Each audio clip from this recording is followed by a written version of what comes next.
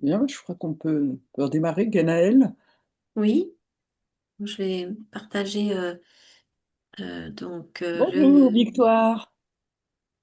diaporama. Voilà, on voulait dans le cadre du centre de référence vous parler un peu, parce qu'on a beaucoup de choses à échanger, sur ce qui s'est mis en place depuis quelque temps euh, dans certains sites qu'on appelle constitutifs du centre de référence. Donc, je vais mettre un diaporama avec. Donc, moi, je suis pédiatre, sur l'hôpital des enfants. Je coordonne donc le centre de référence sur la France et je vais présenter ce diaporama, cette explication sur le TP avec le docteur Pauline Fauché, qui est co-responsable du centre de référence avec le professeur Christine Poitou sur la Pitié-Salpêtrière et qui s'occupe d'adultes. Bonjour. Voilà, donc on voulait vous parler de ce que c'est que l'éducation thérapeutique pour comprendre un peu plus finalement cet outil et vous parler donc aussi de ce qui s'est mis en place et un petit peu de nos réflexions à ce sujet. Voilà, Pauline. Merci. Vous m'entendez bien? Oui, Ouais, parfait. Donc, je suis ravie de pouvoir discuter avec vous aujourd'hui et d'échanger autour de l'éducation thérapeutique. Donc, j'ai replacé ça la diapo précédente. Il y avait une image d'un vieux monsieur, qui est le docteur Josselin. En fait, parce que l'éducation thérapeutique, moi-même, je ne savais pas exactement d'où ça partait. Et puis, quand on a eu un peu la définition, on s'est dit, mais en fait, on n'a pas besoin d'avoir ce nom-là pour en faire en tant que soignants et puis aussi pour que les familles soient impliquées. Donc en fait, ça date il y a quand même pas mal de temps, hein, il y a quasiment un siècle, les premières approches aux États-Unis en 1930 sur l'idée de, bah, faudrait quand même essayer d'accompagner nos patients qui présentent des pathologies chroniques et peut-être se décentrer un peu du soin pour être dans l'accompagnement du projet de vie. Et donc, c'est à partir des années 60 que ça se développe, surtout dans le diabète au départ. Donc, du coup, avec la méthode dite de Jocelyn, qui commence avec des enfants, du coup en pédiatrie plutôt atteints de diabète. Et puis la définition officielle qui pose les bases de l'éducation thérapeutique, elle date de 1985 par l'Organisation mondiale de la santé. Et puis en France, on est toujours un peu en retard, à la traîne. Et donc on s'y met vers les années 2000 avec des premiers programmes qui sont déposés sur les structures des agences régionales de santé, les ARS, plutôt encore dans des pathologies chroniques, donc diabète, asthme, insuffisance cardiaque avec des fortes prévalences. Et c'est seulement plus récemment, avec les plans maladies rares, que se développent des programmes dans les maladies rares. Et depuis 2020, autour du syndrome de Prader-Willi, on va y venir. Donc, la question que je vous disais un peu au début, mais c'est quoi en fait ce mot-là, ETP, éducation thérapeutique? Donc, peut-être, Guénel, si tu peux cliquer. Du coup, l'éducation thérapeutique, la définition globale, ça marche pas, c'est ça?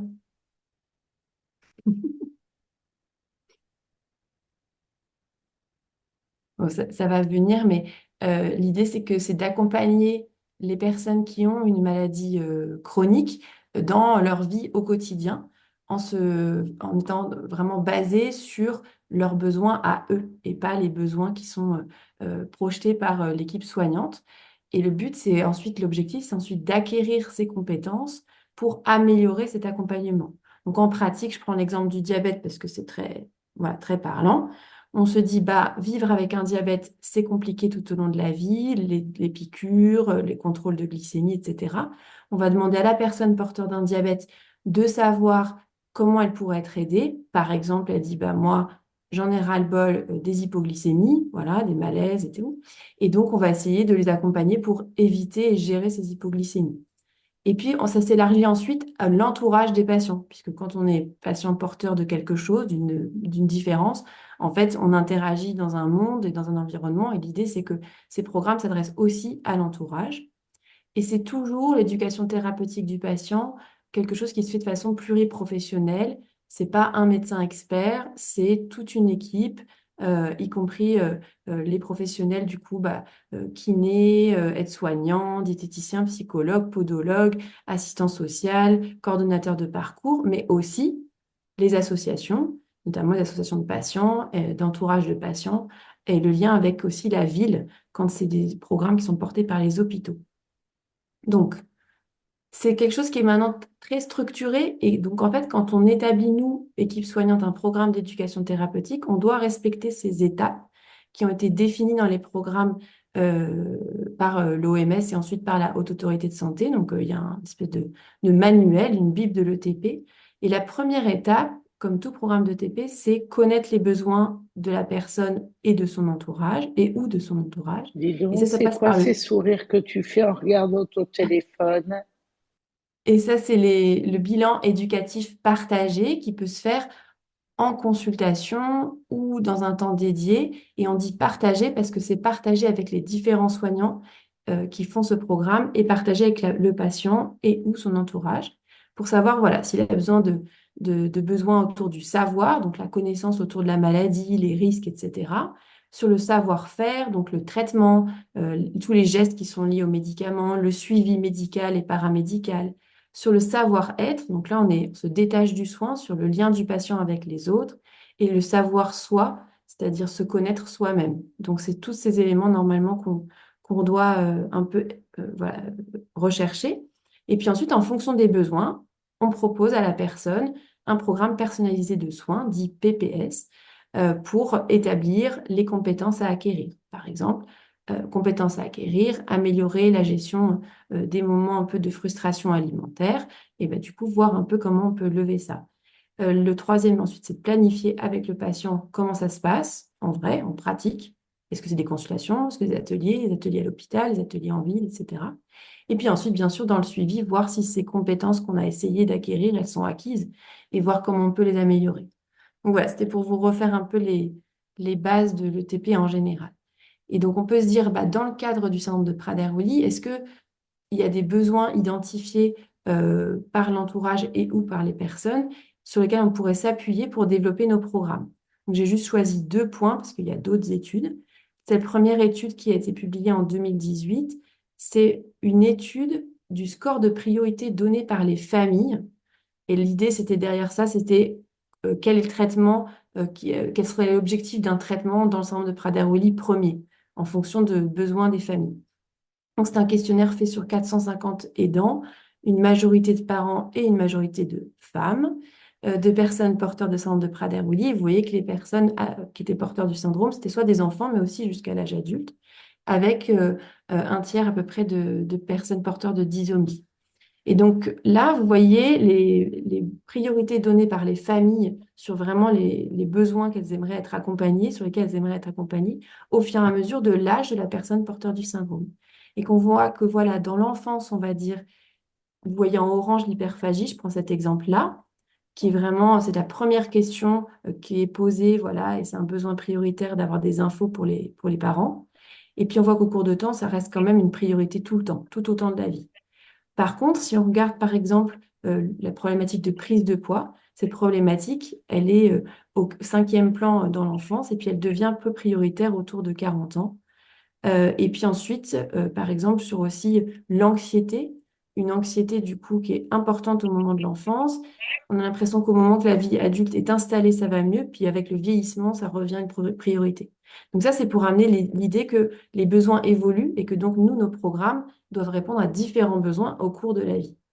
Et puis le deuxième élément, c'est ça, c'est vous qui y avez participé. Donc, via l'association Prader-Willi France, on a réalisé à la fois un questionnaire en ligne auquel vous avez probablement répondu, donc c'était en 2020, sur les besoins des adhérents de l'association. Donc, 62 personnes ont répondu. Et puis, on a fait aussi en visio 3 focus group animés par quelqu'un de neutre, on va dire, qui n'est pas du tout dans le soin et syndrome de Prader-Willi.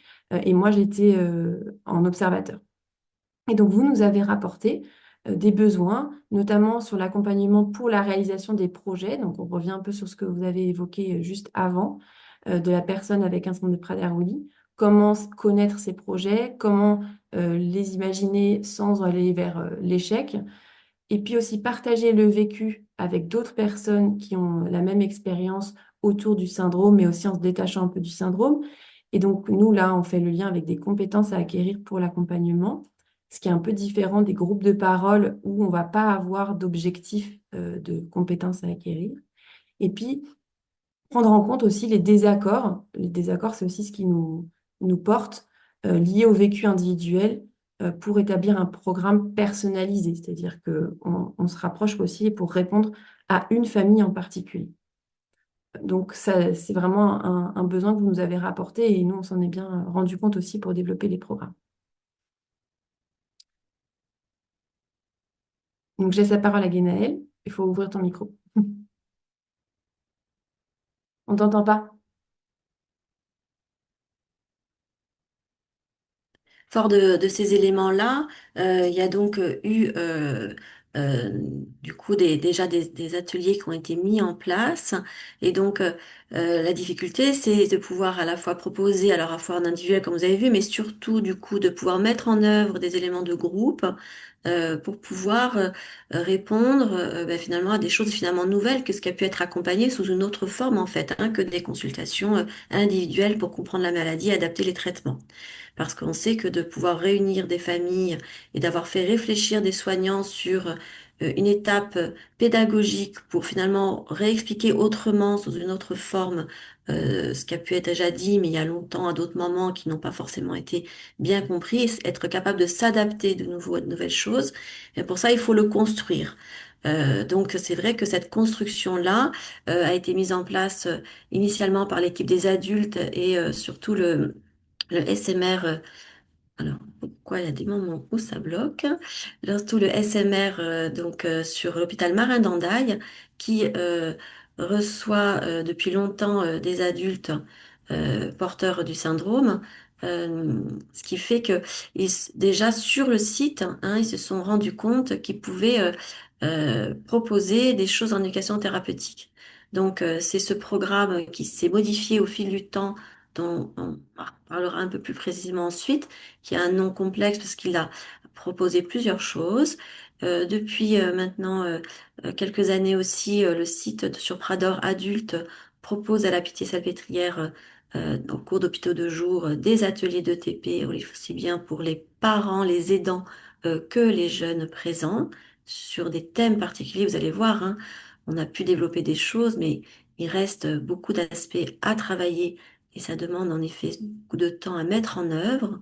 Et puis, depuis maintenant 3 ans, sur l'hôpital des enfants à Toulouse, on a construit un programme qu'on a appelé ACOP, dont je vais vous parler.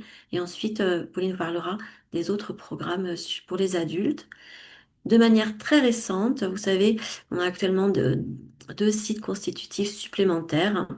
Eh bien, on s'est réunis récemment, hein, à Bordeaux avec l'ensemble des sites constitutifs, avec les équipes de Trousseau-Necker pour la partie pédiatrique et pour la partie à Bordeaux enfants-adultes. Donc, on s'est tous retrouvés à Bordeaux pour échanger sur les programmes mis en œuvre déjà et quels pourraient être les programmes à mettre en œuvre en lien, bien sûr, c'est des choses qui sont pour l'instant des idées.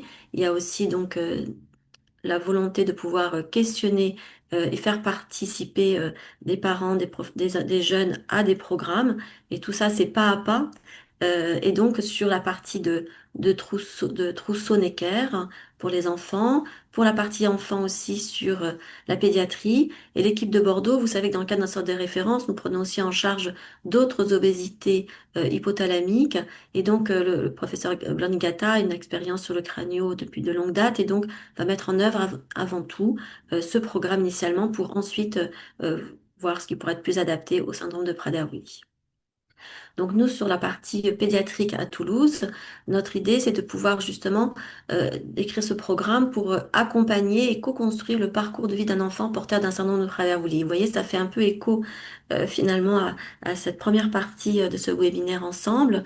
Eh bien, nous, en tant que professionnels de santé, on a mieux compris la maladie, avancé sur de la connaissance, des traitements, et puis à un moment donné, ben voilà, on se trouve aussi pour lesquelles des choses, on n'a pas forcément de réponse.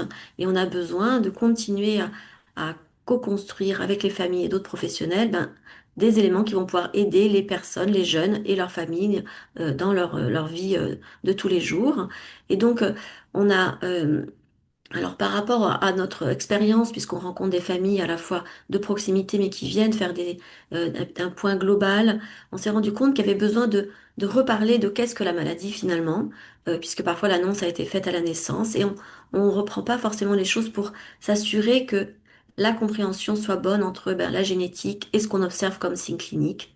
Autour de l'alimentation aussi, 2 ateliers pour pouvoir faire avec, faire dans le quotidien et pas juste la connaissance. Comment prévient-on l'obésité? Et là, vous savez que l'autorité en santé nous dit, il serait bien que vous fassiez de l'IETP, de l'ETP comme on a là en webinaire, mais avec une organisation différente. Et c'est pas simple. On a essayé d'en faire un et ça demande une organisation encore différente. Et puis, ce dont on va commencer à vous parler, mon collègue Dr Grégoire Bienvenu, des ateliers des familles sur la vie affective et la sexualité chez les adolescents porteurs de syndrome de Prader-Willi pour pouvoir partager ces éléments de connaissance. Donc c'est à la fois des modules socles pour la maladie, mais optionnels en fonction, comme vous a dit Pauline, des besoins et du diagnostic éducatif, c'est-à-dire et qu'est-ce qui fait sens pour ce jeune et sa famille aujourd'hui là où il en est, et plutôt en collectif avec donc quatre. C'est un programme donc déposé en 2022 et débuté en 2023. 4 familles avec donc 4 jeunes, les familles étant pourront être avec un parent ou 2 parents. Et donc, ça s'adresse à ceux qui on a pu rencontrer au moins une fois pour quand même se connaître et faire ce diagnostic éducatif. Et on essaye aujourd'hui, ça a été la demande de famille, de essayer de faire des ateliers par tranche d'âge plutôt. Donc, c'est ce qu'on fait pas à pas. Et aujourd'hui, on a mis en œuvre un certain nombre d'ateliers, mais vous voyez, on en a fait 6 l'an dernier, on en fera 11 l'année prochaine, et donc on ne peut pas le proposer à chaque semaine pour lequel on accueille des familles et des jeunes. Je laisse la place à Pauline pour vous parler des autres ateliers ETP mis en œuvre sur d'autres sites constitutifs. Merci Hélène. Du coup, nous, l'acronyme PRADORTA, c'est pour syndrome de Prader-Willi et autres obésité de cause rare avec troubles du comportement alimentaire. Et le A pour adulte et aidant. Et donc, c'est vrai que ce programme, il a été voilà, construit, déposé. Donc, comme je vous dis, c'est très structuré en France. Donc, c'est un programme déposé à l'ARS Île-de-France en 2021 et donc débuté en 2022. Donc, en fait, c'est des choses qui sont quand même relativement récentes. Et donc, c'est comme pour le programme ACOP à Toulouse. Pour l'instant, c'est pour des personnes qu'on connaît déjà sur le plan du soin, des personnes porteurs du syndrome de Prader-Willi, parce que c'est vrai que c'est compliqué de parler de choses du quotidien et de la vie un peu perso si on n'a jamais vu du tout l'équipe soignante, mais ça se discute. Et donc, c'est proposé aux aidants et aux patients.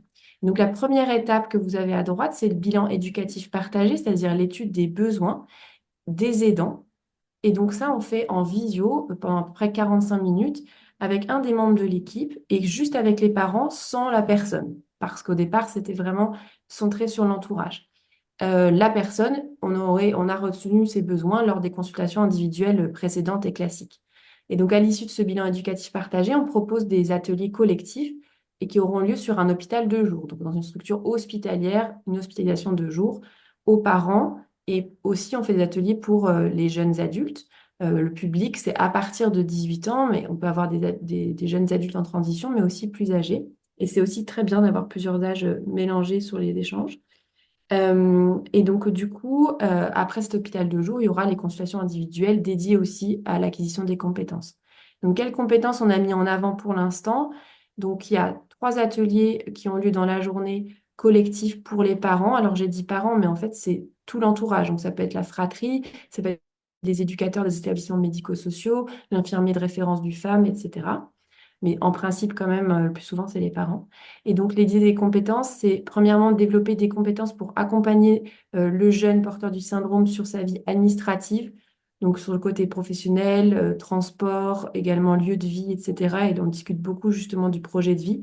Et c'est animé par une assistante sociale, une coordinatrice de parcours en transition et un membre de l'équipe Relais Handicap Rare.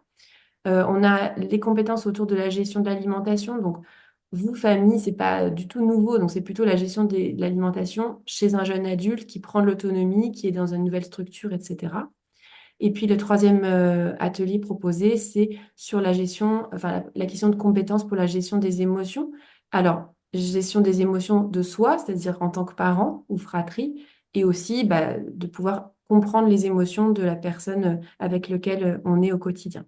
Et parallèlement, les personnes porteurs du syndrome ont aussi des ateliers entre eux, donc entre jeunes porteurs du syndrome de Prader-Willi, autour de l'activité physique adaptée. En vrai, c'est quoi, comment on pratique, quels sont les bénéfices, etc.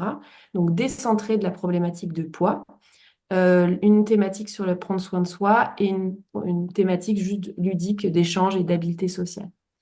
Donc, ce qui manque grandement, et donc c'est un peu le projet de 2026, c'est de co-construire aussi la partie pédiatrique avec les hôpitaux donc de Trousseau et de Necker, donc un peu la version Pradort E, de faire participer beaucoup plus les parents, les associations de patients, parce qu'en fait, pour l'instant, vous nous avez aidé sur la période de recueil de besoins.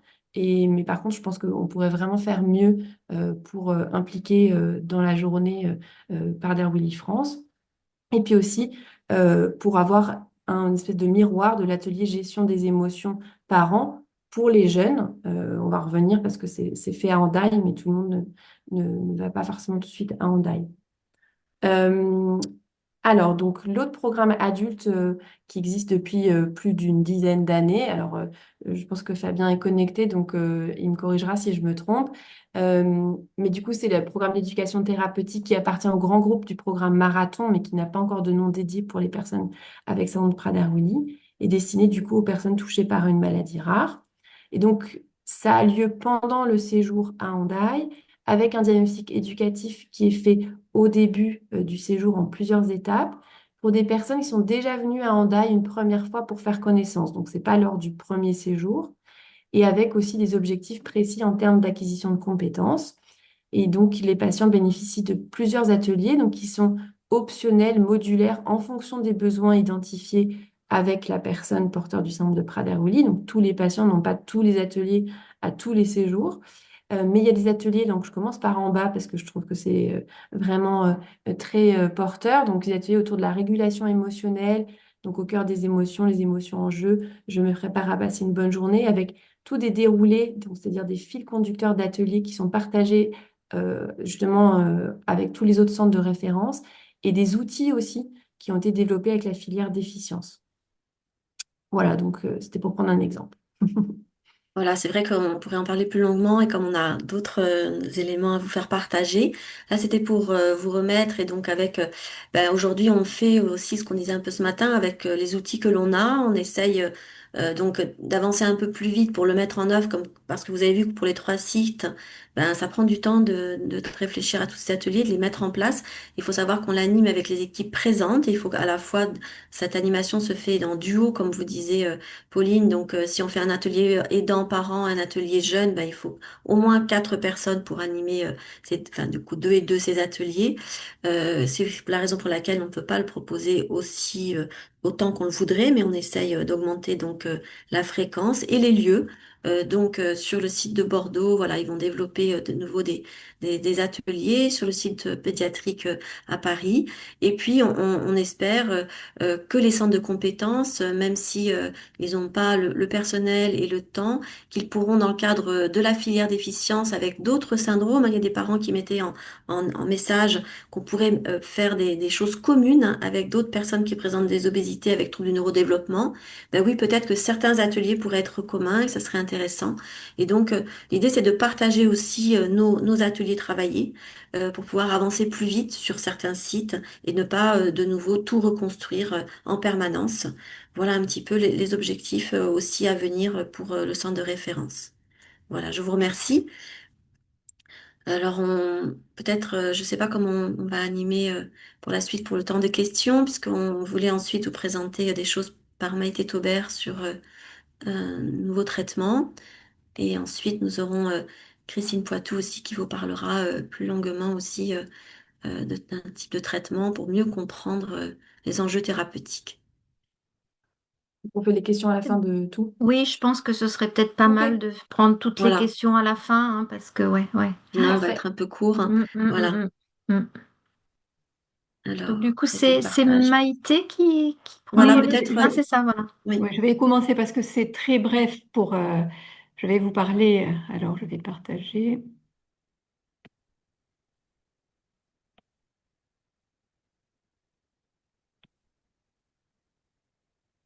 Non.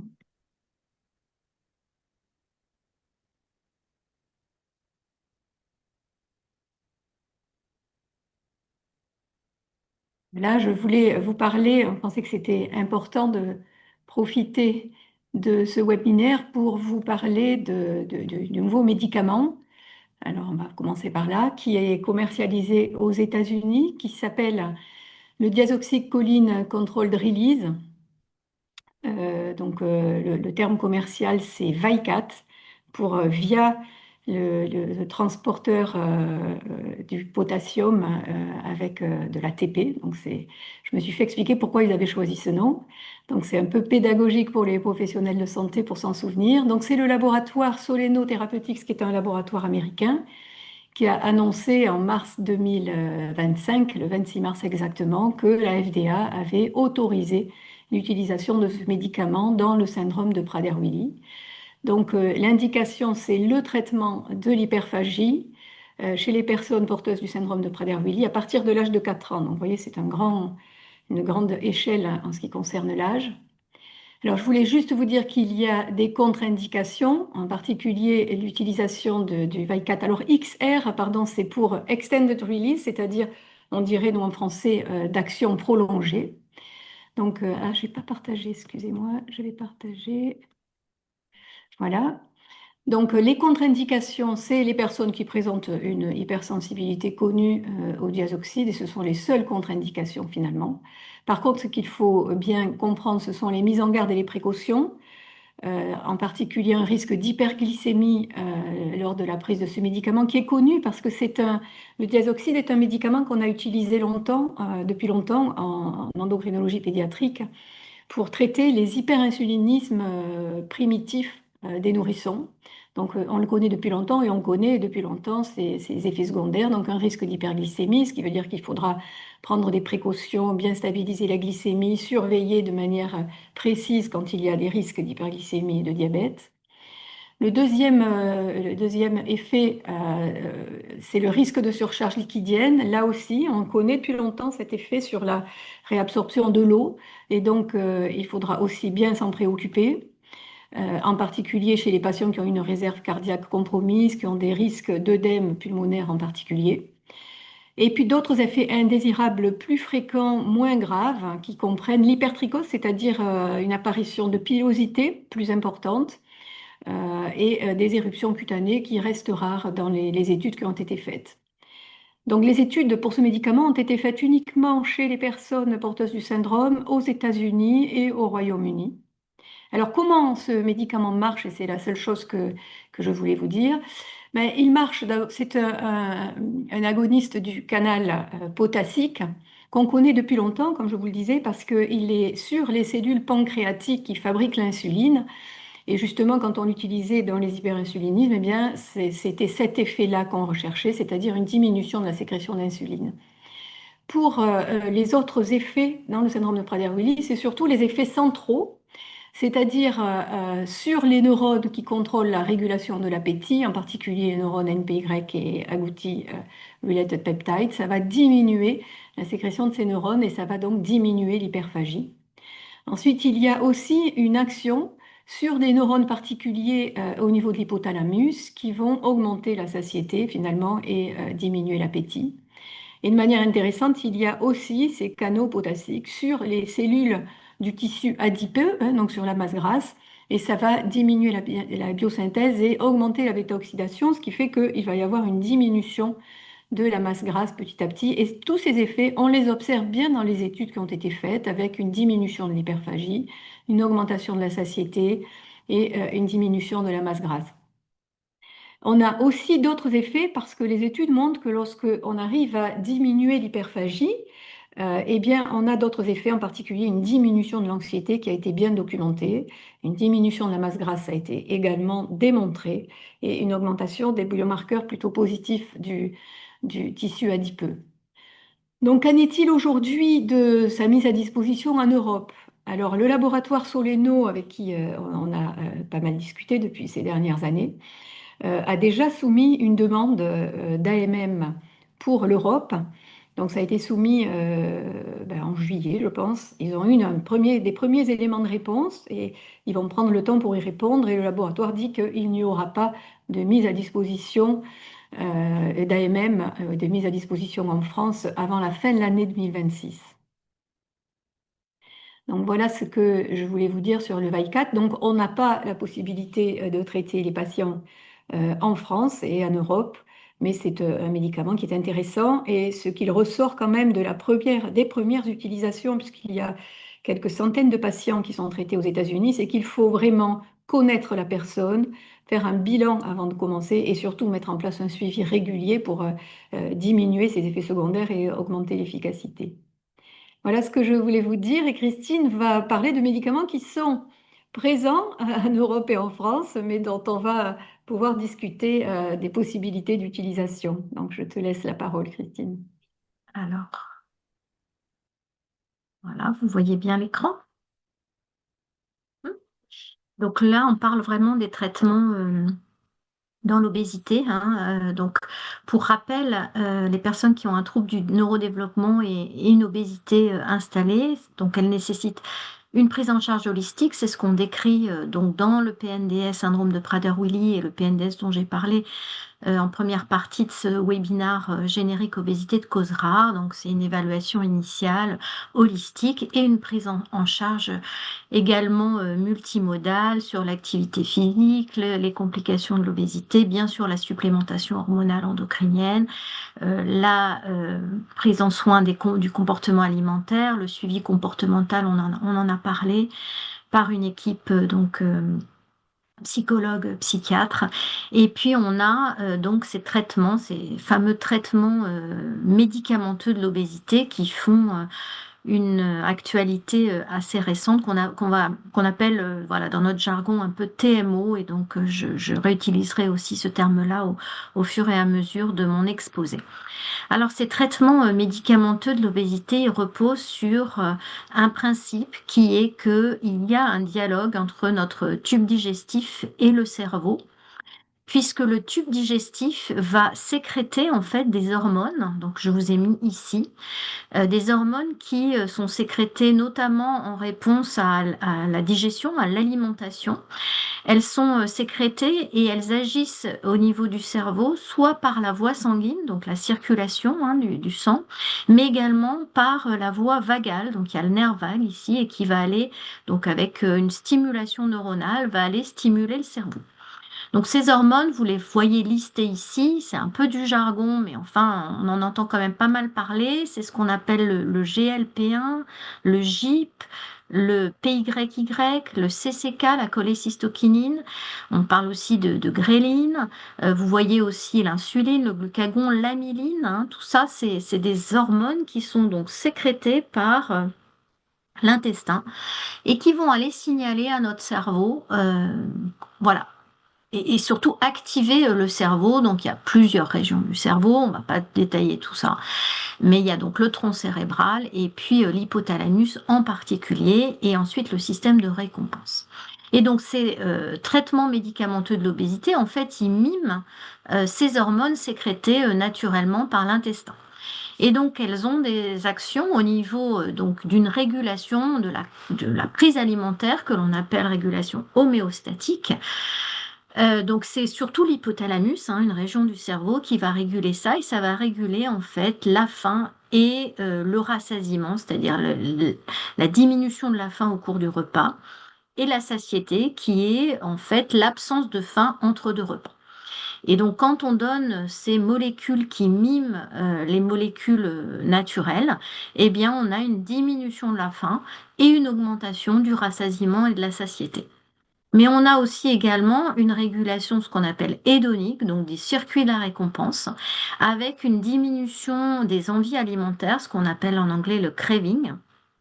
Et puis on a aussi des données assez récentes avec une molécule là, qui s'appelle le tirzépatide, je vais y revenir, et qui montre que quand on montre des photographies d'aliments, alors tout ça bien sûr chez des individus voilà, en poids normal ou avec une obésité commune, donc on a une diminution de l'activation cérébrale aux stimuli externes et les stimuli alimentaires en fait.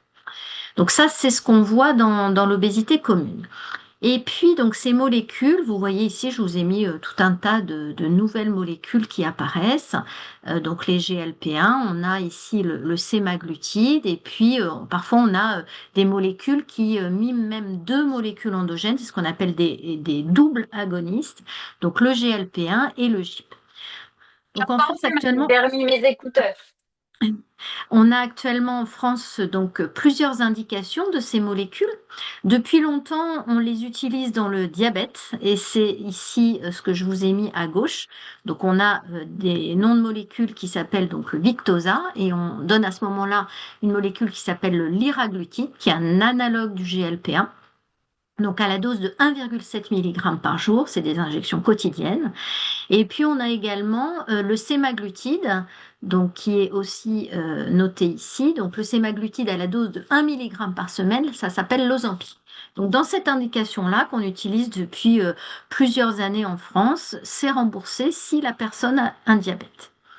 Dans l'indication de l'obésité, ce qu'on appelle vraiment traitement médicamenteux de l'obésité, il faut donner des doses supérieures, puisqu'à ce moment-là, on a vraiment des doses non seulement antidiabétiques, mais aussi sur le poids. Et donc, dans ce cas-là, c'est le liraglutide à 3 mg par jour, donc avec une dose plus importante, vous voyez, que dans le diabète. C'est la molécule qui s'appelle Saxenda. Et pour le sémaglutide, c'est une dose de 2,4, alors que dans le diabète, on l'utilise à 1 mg, vous voyez, et ça s'appelle le Wegovy. Et puis on a aussi en France une autre molécule qui s'appelle le tirzépatide. Et donc la molécule commerciale qu'on voit sur les boîtes de médicaments, c'est le Mounjaro. Et donc on le donne de la dose de 2,5 à plutôt 15 mg si on veut avoir des effets sur le poids. Et ça aussi, c'est des injections une fois par semaine.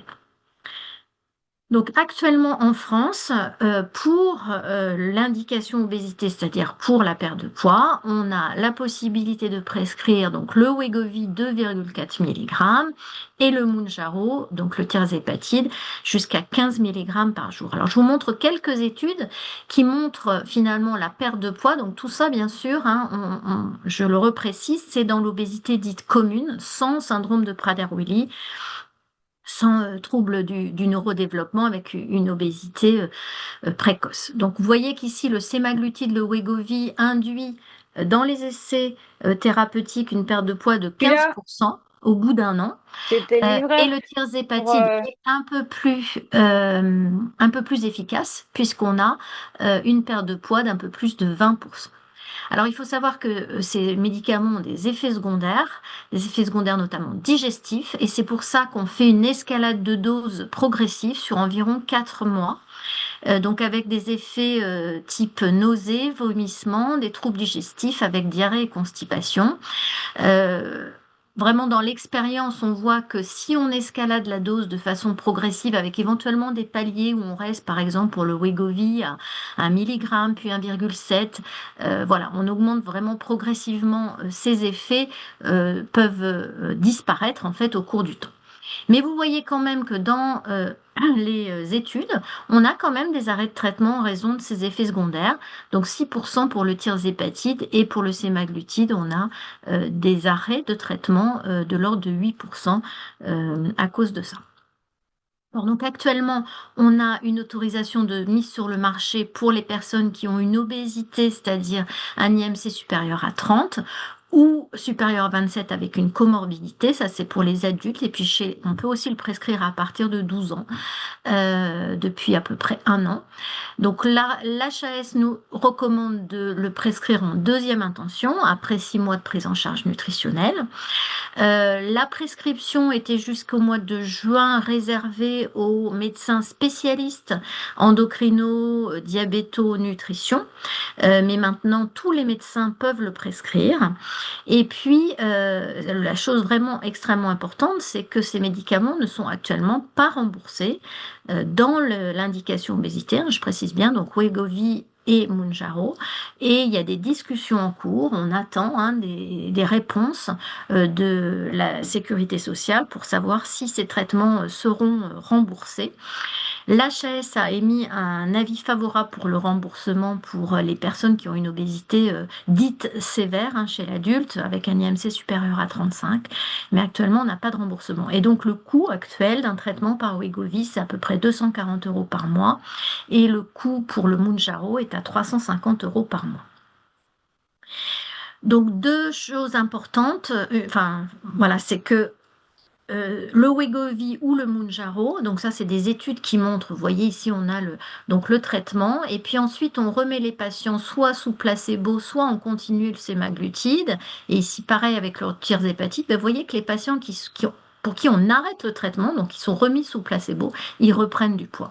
Et ça, on voit ça dans les essais thérapeutiques, ça c'est des exemples d'essais thérapeutiques, mais on voit ça aussi dans la vie réelle, c'est-à-dire que quand on arrête ces traitements, il y a une reprise de poids, et dans la plupart du temps, il y a une reprise de poids de plus de 3/4 du poids perdu.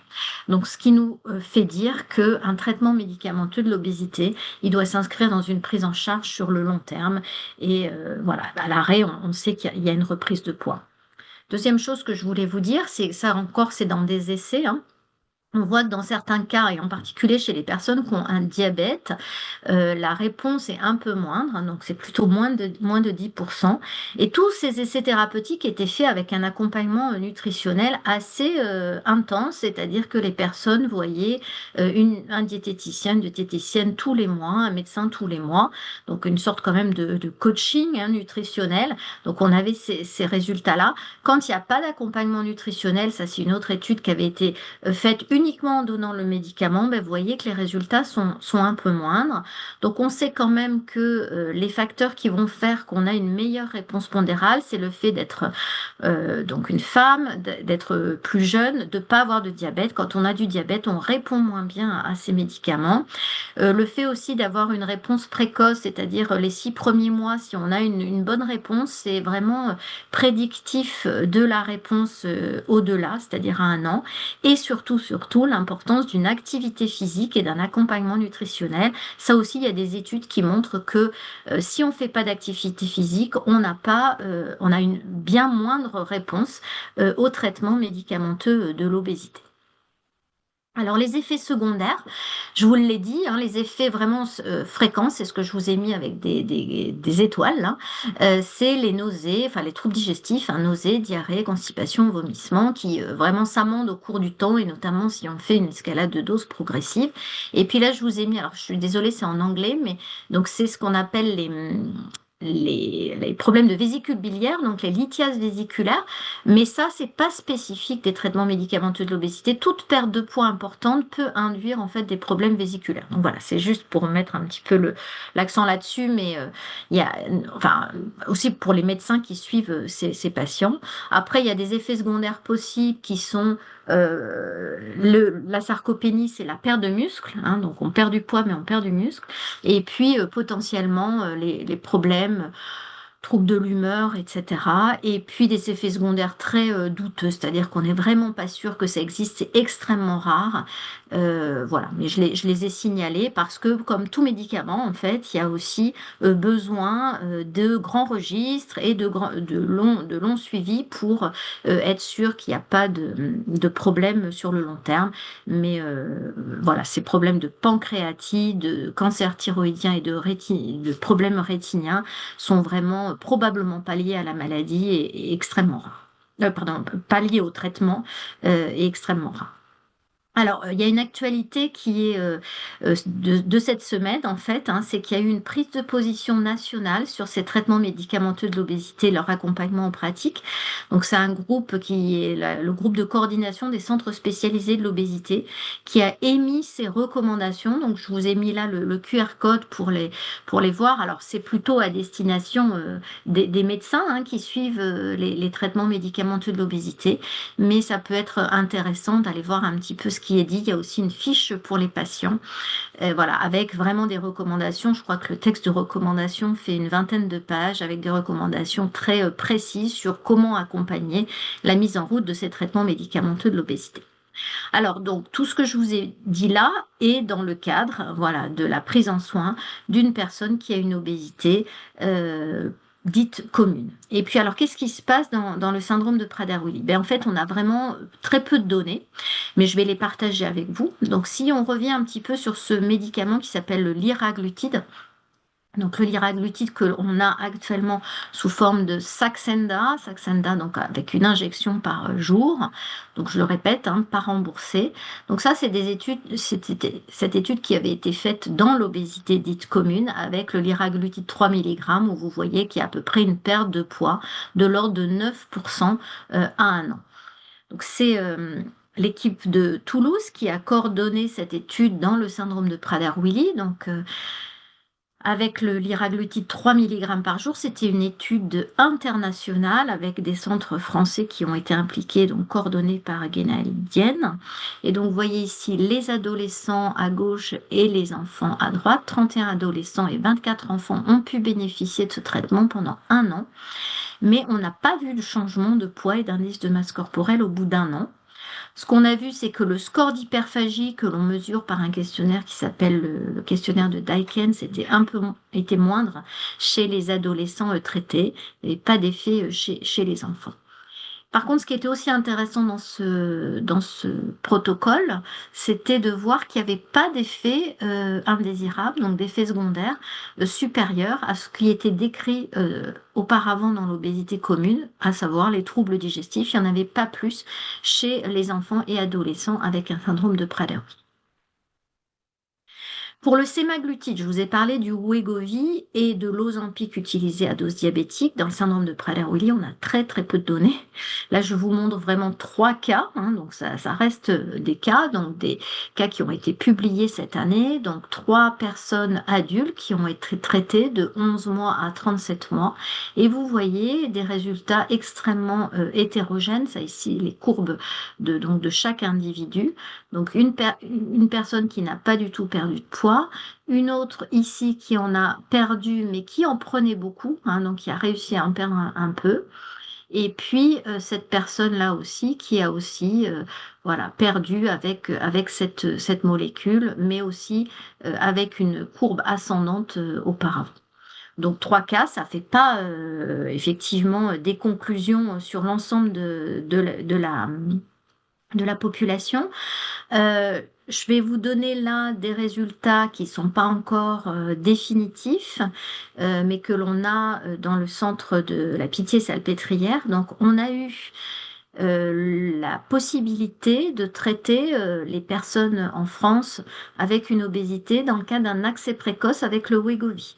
Ça, on a eu la possibilité de prescrire à partir de 2022 jusqu'à, on a pu inclure des personnes dans cet accès précoce. Donc l'accès précoce, c'est en fait, c'est pas un essai thérapeutique. On a l'accès au traitement, mais il est délivré par la pharmacie hospitalière et il est quand même très réglementé par la Haute Autorité de Santé. Et donc en France, on a pu traiter à peu près 8000 personnes dans les différents centres spécialisés de l'obésité de France. 8000 personnes qui présentaient une obésité dite sévère, c'est-à-dire qu'il fallait qu'il y ait un IMC supérieur à 40 avec au moins une comorbidité.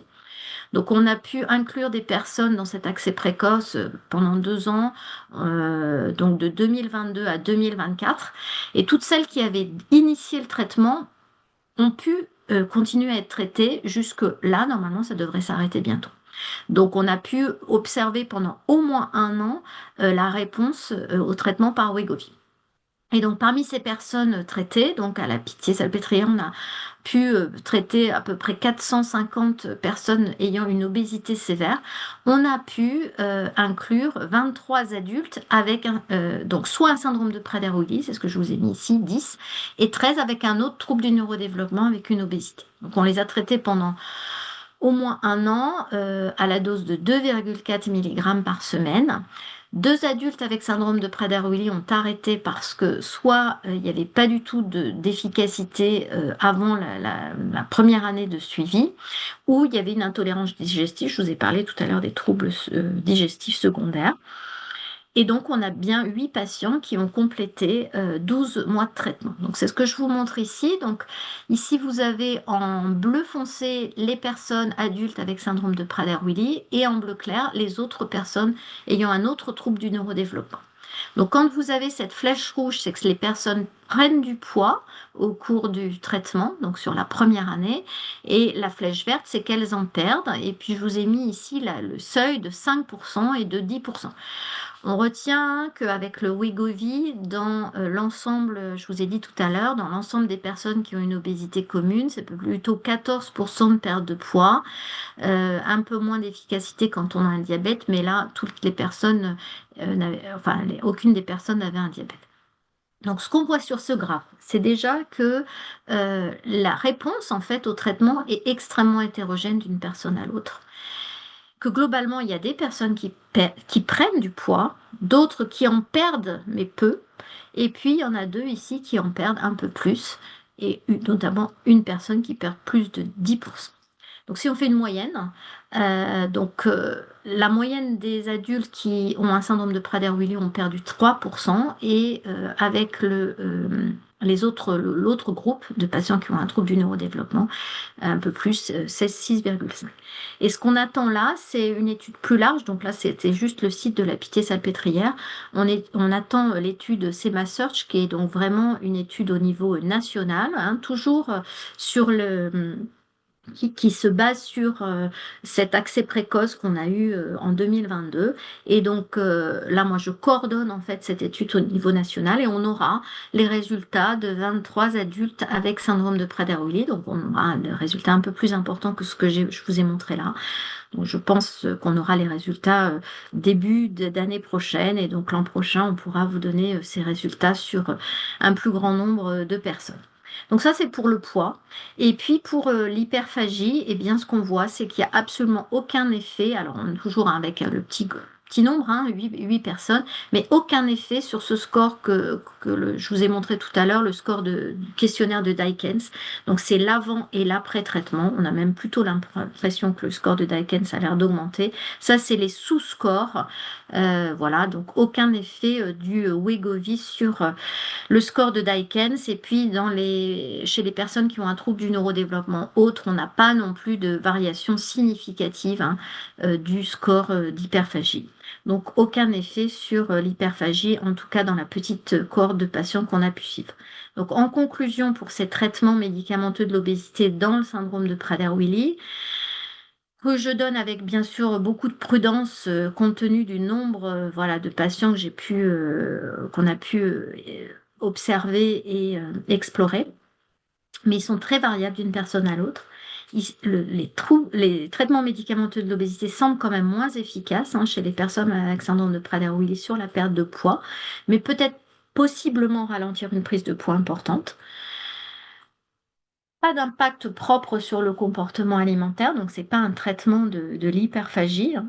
La tolérance, par contre, semble identique aux autres personnes en obésité commune. Pas d'alerte particulière sur la sécurité du médicament. Par contre, la mise en place nécessite vraiment un suivi régulier, une surveillance notamment digestive, hein, puisque vous savez quand même que dans le syndrome, il y a déjà des troubles digestifs, de ralentissement de la vidange gastrique, etc. Donc, il faut quand même être vigilant sur la surveillance des symptômes potentiels. Et puis, notre préconisation quand même, c'est que si on introduit ces traitements, eh bien, si à 6-12 mois après le début du traitement, on n'a vraiment aucun résultat, voire une prise de poids, eh bien, il faut arrêter.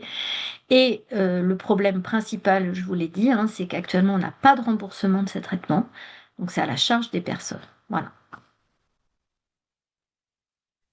Voilà, donc on nous avait demandé de vous parler largement de ce traitement parce que ça posait beaucoup de questions auprès de parents et de jeunes. Je voulais juste pour terminer vous parler de, de trois études qui ont eu lieu ou qui sont en cours pour que ça soit, parce que vous en entendez parler dans d'autres lieux. Alors, je voulais juste, voilà, et après on aura terminé pour pouvoir échanger. Est-ce que vous voyez mon diaporama? Oui. Donc, il y a le laboratoire Acadia qui a fait une étude COMPASS, qui était une étude sur la carbétocine. et non pas dans ce que vous entendez parler, le traitement par ocytocine qui est actuellement administré chez les bébés, donc de la carbétocine. Et en fait, cette étude pour laquelle nous avons pu participer, mais vraiment en fin d'étude, elle n'a pas montré de résultats significatifs entre le placebo et le traitement sur 3 mois. Donc c'était une étude placebo double aveugle, c'est-à-dire qu'un nombre de personnes avaient le traitement et l'autre pas. Et ce traitement, lorsqu'il était terminé au bout de 3 mois, les personnes qui avaient été participées à l'étude pouvaient donc avoir le traitement, tous. Et en octobre, on a donc une information, puisqu'il avait pu étudier dans ce protocole tous les patients traités pendant 3 mois, et comme il n'y a pas eu d'amélioration du score de Dykens, donc c'est ce score qui permet d'évaluer l'hyperphagie chez les personnes porteuses du syndrome Prader-Willi, et même le score global, quand on a interrogé les professionnels et les parents, n'ayant aucune amélioration, ils ont tout arrêté. Et donc, il y avait beaucoup d'espoir pour un nouveau médicament qui soit peut-être plus, justement, qui réponde plus à la pathologie Prader-Willi dans ce que l'on connaît, n'a pas montré de résultats positifs.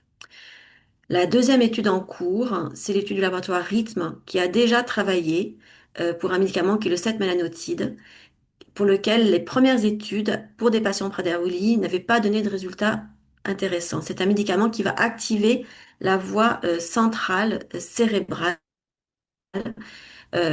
exclusive sur un récepteur particulier. Ce médicament a montré des résultats très intéressants pour d'autres obésités génétiques, dont par exemple le syndrome de Bardet-Biedl. Et aujourd'hui en France, il y a un accès précoce pour certaines obésités de cause rare. Ils ont décidé de repartir sur une étude avec des doses plus élevées que ce qu'ils ont montré pour les autres obésités. Et donc là, il y a une étude en cours sur un seul centre aux États-Unis. Et donc, pour l'instant, nous n'avons pas encore les résultats de cette étude, donc avec des doses bien plus élevées que ce qui est proposé aujourd'hui dans d'autres obésités de cause rare. Et en 2026, va débuter un nouveau essai thérapeutique par un laboratoire Advark sur une nouvelle molécule qui associe le GLP-1 donc, dont vous a parlé donc Christine et d'autres hormones qui jouent sur la satiété par d'autres voies centrales. Et ils ont fait une première étude où ils ont donné le traitement à 18 personnes porteuses du syndrome de Prader-Willi. Ils ont montré que le score de Dykens était amélioré de manière significative.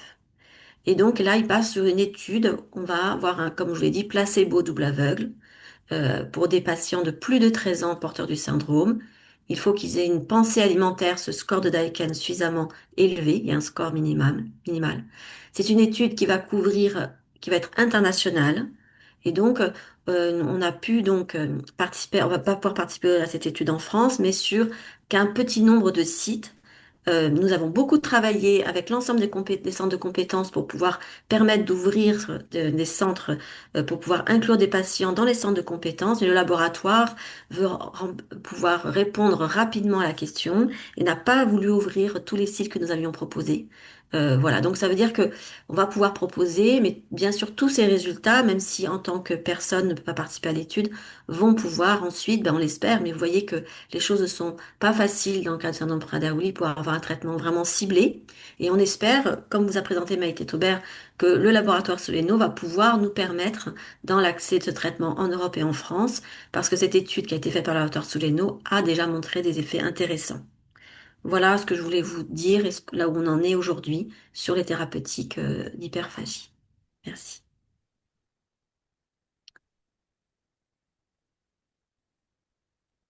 Christopher, est-ce qu'il y a des questions?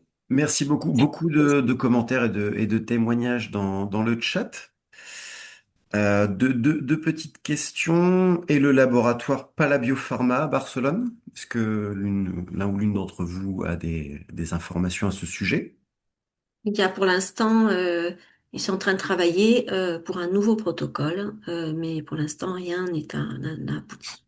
Pour l'instant, ils ont eu des résultats partiels pour leur phase 2. Voilà, mais pour l'instant, pas. Ils doivent faire une phase 3, c'est-à-dire une phase placebo double aveugle. Ils en sont encore dans l'élaboration du protocole. Très bien. Et nous avions une question sur le projet Steam Prader. Camille Naon s'est occupée d'y répondre dans le chat. Est-ce que quelqu'un souhaite intervenir?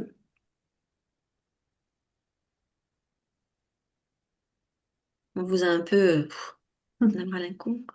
En fait, il y a eu pas mal de réponses, je pense, sur le chat. Et je voulais juste rajouter quelque chose sur le fait que, en effet, pour se détacher au mieux parfois du syndrome, c'est pas mal de échanger ou avec des personnes qui n'ont pas le syndrome de Prader-Willi. Et donc, je voulais juste dire que le programme à la pitié pour les adultes, les aidants adultes porteurs du syndrome, il est déjà décliné pour obésité et troubles du neurodéveloppement où on mélange du coup d'autres étiologies. Pour l'instant, on n'a pas encore mélangé les patients porteurs de syndrome Prader-Willi et d'autres syndromes, mais enfin, voilà, tout est possible et on avance en marchant avec vous. Mais c'était juste pour répondre à cette remarque que parfois c'est bien aussi d'échanger et de prendre un peu de recul. Voilà. Je crois que cette remarque, Pauline, permet de conclure, de pouvoir dire que c'est ensemble et pas que personnes qui ont un syndrome de Prader-Willi, qu'on pourra certainement revoir l'accompagnement, l'améliorer comme on l'a fait juste maintenant avec ces moments précieux qui nous permettent de remettre en question notre accompagnement familial. Merci vraiment à tous les professionnels de nous soutenir. Cette vidéo, elle sera sur YouTube, donc on Tout à fait. pourra chacun la revoir, on le dit. Elle sera aussi installée sur le site. Et en regardant le chat, il y a des personnes qui voulaient des renseignements plus précis, mais sachez que sur le site, vous pouvez, il est revu tous les jours par notre webmaster et on distribue les questions, on pourra vous y répondre. Donc merci vraiment à tous. Je ne sais pas si quelqu'un veut Il y a deux questions, rajouter une Christine, oui. Il y a conclusion. deux mains levées, Catherine Alincourt et François Hirsch. Oui, excusez-moi. C'était une question sur les médicaments, mais pas pour l'hyperphagie. C'était plus pour ce qui concerne l'angoisse et le trouble de l'attention. Parce que nous, Colin, pendant 2 ans, on a testé le méthylphénidate. Donc, on a eu beaucoup d'effets secondaires, justement, qui développaient plus l'angoisse qu'autre chose. Et là, on a testé l'atomoxétine, la Strattera, pour son nom commercialisé. Et ça a enfin marché. Et par hasard, je suis tombée sur un article qui disait ce qui se passait aux États-Unis et eux, ils proposaient pour les Prader-Willi la guanfacine parce que c'était intéressant aussi par rapport aux angoisses. Et je me disais, est-ce que en France, enfin, qu'est-ce qui est recommandé en France? Est-ce qu'on va justement peut-être évoluer vers ces médicaments qui aident pour le trouble de l'attention et l'angoisse? Voilà, enfin, je ne sais pas si vous pouvez répondre par rapport à ce sujet-là. On fascine, on n'a pas l'expérience, hein. J'avais questionné récemment, on avait dû lire le même article, Grégoire et Sophie, nos deux psychiatres, et il n'y a pas d'utilisation. Je ne sais pas chez les adultes si vous l'utilisez ou si certains patients sont sous ce traitement. Moi, ça me dit rien du tout, non, non, non. J'ai aucun. Non, Non. Ouais. non. On a quelques patients sous topiramate, voilà, mais non, Ouais. pas ce traitement-là. Et peut-être, Maïté, le DCCR dont tu as parlé, dans les études, il y a quand même aussi une efficacité sur certaines caractéristiques, hein, anxiété, enfin voilà, avec des questionnaires sur certaines caractéristiques psychologiques, donc rigidité, anxiété, voilà. Mais ça reste quand même vraiment à confirmer, je pense, sur le plus long terme. Mais en tout cas, dans les 2 publications qui ont été faites avec le DCCR, c'était, si je me souviens bien, dans les publications, plutôt des adolescents, hein. Il y avait pas trop d'adultes. Voilà. Plutôt des jeunes, oui, des Mm, enfants. mm, C'est mm, mm. 80% de moins de 18 ans. Je crois que c'était 13 ans la moyenne d'âge, Oui, c'est voilà. ça. C'est ça. Mais Et donc, avec beaucoup de jeunes, donc il y avait quand même voilà, quelques jeunes adultes, voilà. Et mais donc, beaucoup ils de jeunes utilisaient enfants. des échelles pour mesurer, voilà, différentes caractéristiques du syndrome, mais pas que, d'ailleurs, des caractéristiques aussi communes avec d'autres troubles du neurodéveloppement. Et il y avait une amélioration sous des CCR de ces symptômes-là, voilà. Et il y a quand même, avec le temps, parce que ce qu'il faut dire, c'est que ces études, elles se sont focalisées sur un effet précoce, voire précocissime, 3 mois. 3 mois, c'est difficile, je pense, dans le syndrome de Prader-Willi, c'est tellement variable. Et donc, c'est dommage parce que ça fait arrêter les programmes de recherche, alors que je suis certaine que si on se donnait 6 mois, un an, comme tu le disais, Christine, pour les agonistes du LP1, on aurait des résultats beaucoup plus solides. Mais c'est très difficile parce que ça coûte tellement cher ces études, hein, que, évidemment, si on les fait plus courtes, c'est mieux, mais c'est pas forcément l'idéal. En tout cas, sur le long terme, ce qu'on voit, c'est que la masse grasse diminue énormément. On a vraiment cet effet et que je trouve vraiment intéressant. Et ça, je pense que ça sera confirmé. Après, ce que tout le monde a montré, c'est qu'il y a une grande variabilité de réponse, comme pour toute pathologie, toute maladie, hein. Les médicaments, évidemment, ils sont en effet très variables en fonction des personnes et ça explique cela. Là, je voyais dans le chat une personne qui disait, ben, chez nous, ça a très bien marché, le sémaglutide. Ben oui, hein, c'est sûr, c'est sûr. Donc, ça pose question aussi, cette différence de réponse. Peut-être on va laisser François Hirsch poser sa question pour Oui, intervenir. alors c'était à la fois une observation et pour bien se rendre compte de la dynamique au travers de l'association Prader-Willi France et pour remercier à la fois tous les bénévoles de l'association qui œuvrent depuis des dizaines d'années de manière répartie et aussi le corps médical qui effectivement, vous m'entendez bien j'espère? Oui. Tout à fait. Et donc, pour remercier tout le corps médical qui, avec détermination et beaucoup de questionnements, arrive à avancer. Et je trouve que ce qui est intéressant dans ce qu'on vient de voir dans cette matinée, c'est que c'est toujours des petits pas et c'est le premier pas qui compte pour essayer d'analyser et comprendre la situation des uns et des autres. Et c'est vrai que selon les âges des personnes concernées et selon comment les familles abordent dès l'arrivée de l'enfant la thématique dont avait abordé François Beignet, c'est-à-dire le regard sur la différence, ça peut conditionner une certaine dynamique, une certaine appel à l'énergie pour essayer non pas d'affronter, mais de se confronter aux particularités possibles. Et il est vrai que moi, en tant que ligne d'écoute dans l'association depuis maintenant, je crois, 16 ou 17 ans, parce que Lohan, il a eu 18 ans, j'ai eu des dizaines, enfin des centaines de personnes au téléphone au Maghreb et en France, et je m'aperçois que l'aspect émotionnel et psychologique euh, pour ceux qui ont le syndrome de Prader-Willi, il y a beaucoup de spécificités, mais pour les familles qui accompagnent, il y a quand même une notion d'acceptation, de prise de hauteur sur les situations et de compétences à développer pour favoriser une espèce comment dire, de situation qui soit agréable en famille et qu'on se doit d'ajuster et que ce sont toujours des affaires de circonstances. Et c'est vrai que tout ce qui a été développé au niveau du corps médical, on l'a vu là dans les présentations, sont des ateliers disponibles certes dans certains coins de France, mais qui ont une valeur inestimable pour, je pense, bah, même si c'est du goutte à goutte, aider des familles et des bénéficiaires. Voilà ce que je pouvais vous dire. Donc ce que je voulais juste dire sur la fin, c'est que pour le corps médical, dès que vous avez la connaissance de familles qui ont un jeune nouveau-né avec un syndrome de Prader-Willi, je sais bien que vous devez suggérer d'appeler l'association ou d'aller voir le guide des pratiques partagées sur les tranches d'âge correspondantes, parce que c'est quand même une clé de se confronter à ce qui arrive à chacun de nos âges, mais ça permet quand même tout votre travail et à l'association de prévoir et d'anticiper les potentiels problèmes. Et donc s'y confronter avec, comment dire, le ABCC, c'est-à-dire amour, bienveillance, cadre et compassion. Voilà ce que je voulais dire. Merci beaucoup, François. Hmm. ABCC.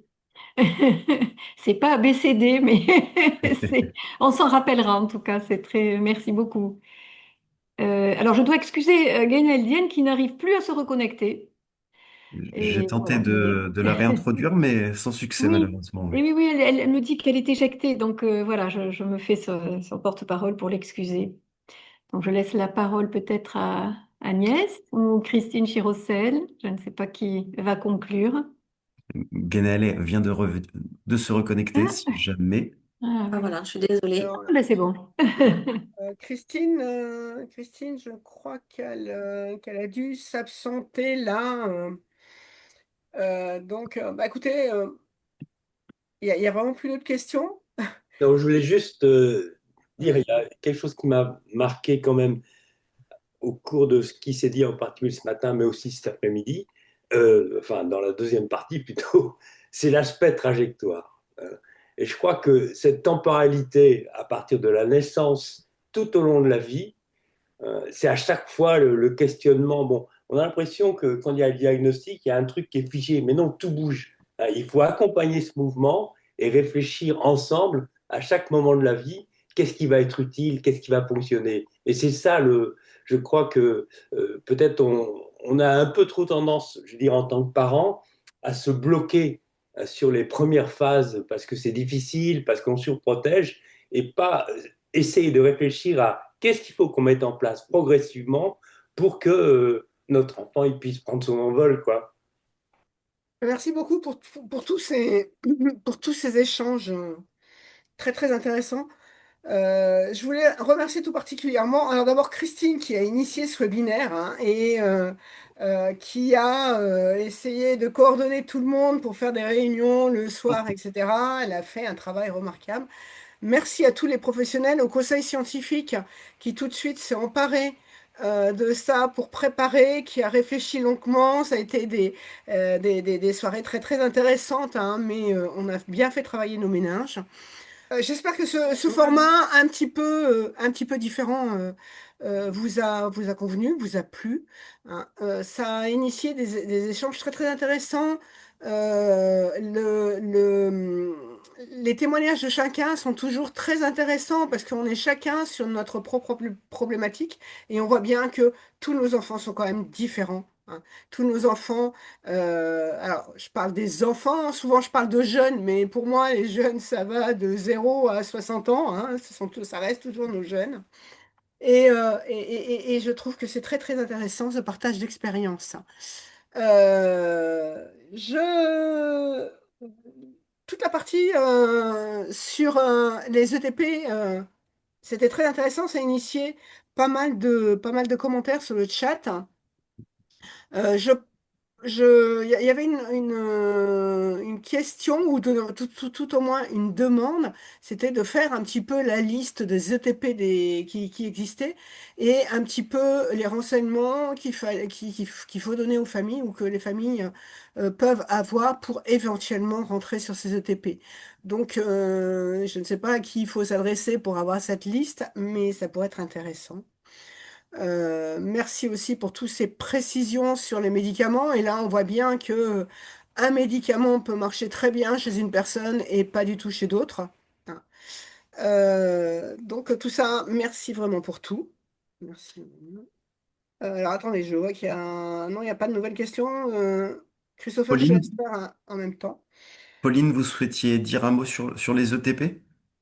Non, c'était juste, bah, je pouvais répondre parce que je sais que Guénel m'a répondu du coup par SMS en même temps sur cette question en me disant que sur le site du centre référence Prader à Toulouse, il y avait les liens avec les plaquettes du programme existant, mais qu'en effet, c'est juste un lien ponctuel et que moi, j'étais très volontaire pour éventuellement faire un petit module de présentation rapide qu'on pourrait mettre aussi sur le site de l'association pour présenter les Parfait. programmes et surtout le faire évoluer parce que bien sûr, ça va changer très vite là avec tous les projets. Voilà, c'était. Donc oui. Oui, on pourrait le mettre sur le site et en newsletter. Hein, ce sont des informations qui peuvent être Oui, intéressantes c'est pour tout le monde. bien. Ouais. François, je crois que tu voulais intervenir encore. Hein. Juste sur le TP, il y a aussi une mallette là, dont on n'a pas parlé, une mallette émoi là, qui est développée pour autour de la gestion des émotions et qui est disponible sur le site de la filière déficience, qui a été créée par nos psychologues en DAI et qui peut être utilisée par les établissements médico-sociaux, consultée et partagée. Donc c'est juste pour information, quoi. Mallette émoi, Et pareil pour la mallette aventure administrative, tout à qui fait. est aussi disponible sur la filière et qui peut être utilisée par les EMS. Mm. Ce qui serait intéressant, c'est que vous nous retransmettiez toutes ces Tout à indications pour fait. que nous, on puisse les relayer aussi au niveau de la newsletter. Oui, Euh, alors c'est des outils pour les professionnels, hein. Donc il faut, mais je pense qu'une petite présentation pour les familles, ce serait peut-être bénéfique si Pauline, tu as le temps et l'énergie pour le faire. C'est vrai que ça serait bien avec Fabien de présenter, et Guénaël, hein, de présenter ça, voilà. Ça serait vraiment aidant pour les familles, en effet. Merci. Bah, d'où on voit l'intérêt et l'importance de cette coopération hein, entre les familles, le monde médico-social, le monde médical. Hein, et donc, merci encore à tous. Donc, au niveau donc, tout le monde, beaucoup de monde nous demande si on pourra récupérer les informations. Donc, donc, Christopher va s'occuper de mettre l'enregistrement de ce webinaire en ligne. Est-ce qu'on pourrait avoir les présentations que vous avez faites, hein, les PowerPoint, hein, pour qu'on fasse un petit peu une synthèse? Beaucoup de monde nous les a demandé si on pouvait également les avoir.